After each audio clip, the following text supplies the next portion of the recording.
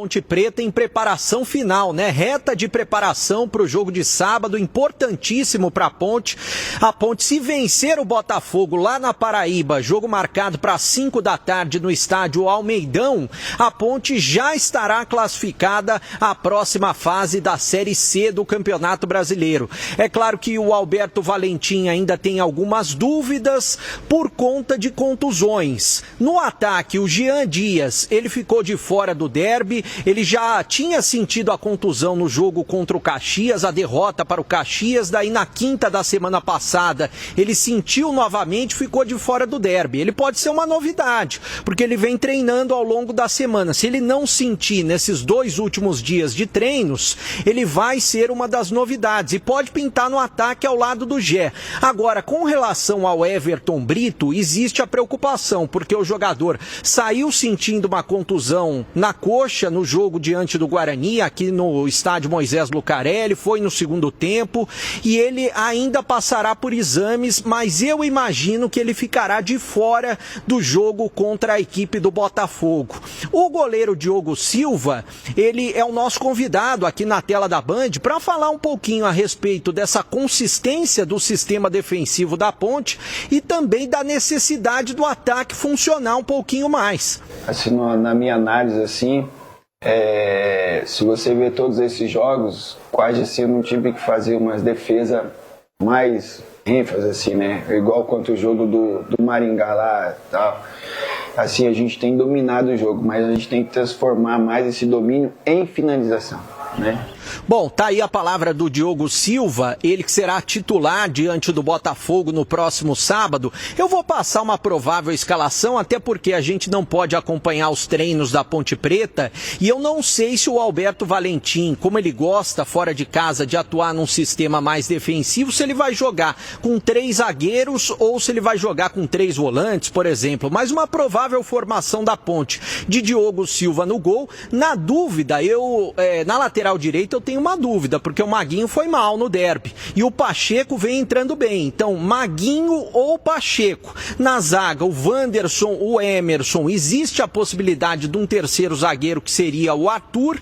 E na lateral esquerda, aí o Arthur, se ele for um terceiro zagueiro, a possibilidade da entrada do Kevin, que ainda não atuou com a camisa ponte-pretana. No meio-campo, o Dudu ao lado do Lucas Cândido. Aí a possibilidade de um terceiro homem no meio-campo, Léo Oliveira, ou mesmo Luiz Felipe. E tem uma dúvida, né? Se ele vai colocar o Elvis nesse jogo fora de casa, se ele vai preservar o Elvis e colocar o Serginho, que seria titular no derby, mas ele foi preservado também por conta da contusão. E lá no ataque, a possibilidade da volta do Jean Dias ao lado do Gé. Quer comentar a respeito do time? Já já eu falo de eleições na Ponte Preta, Batista.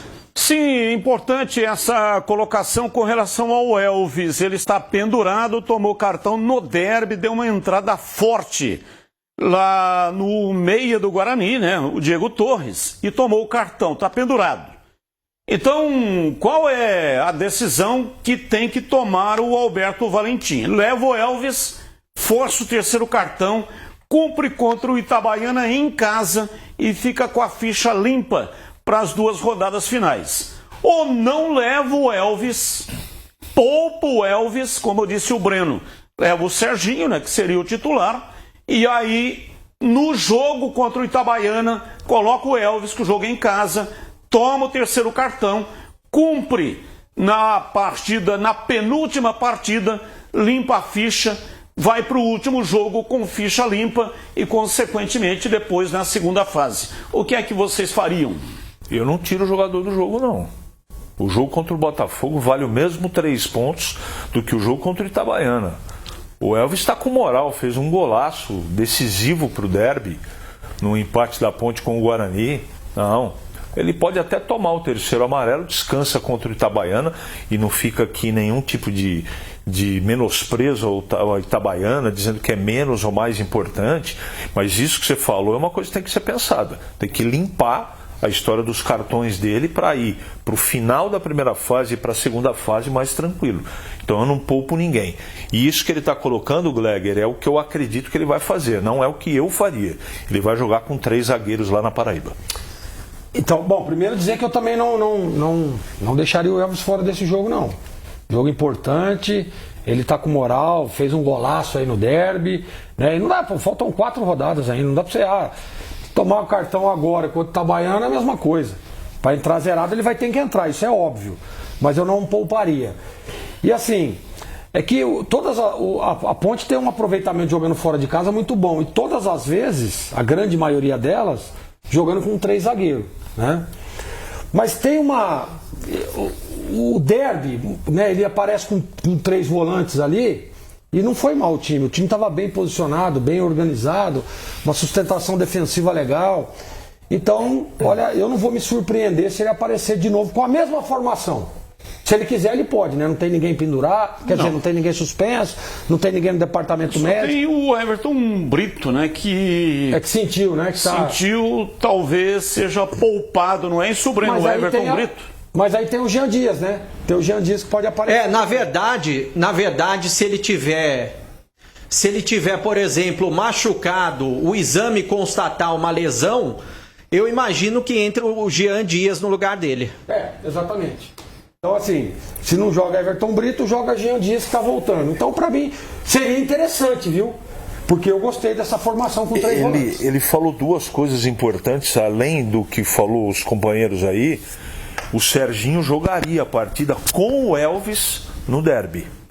Então, eu como tenho falado isso constantemente, que o Serginho não pode sair do time, eu acho que ele jogar com 2 volantes, 2 zagueiros, 2 meias e 2 atacantes é o esquema que eu levaria para Paraíba. E sobre eleição, Breno?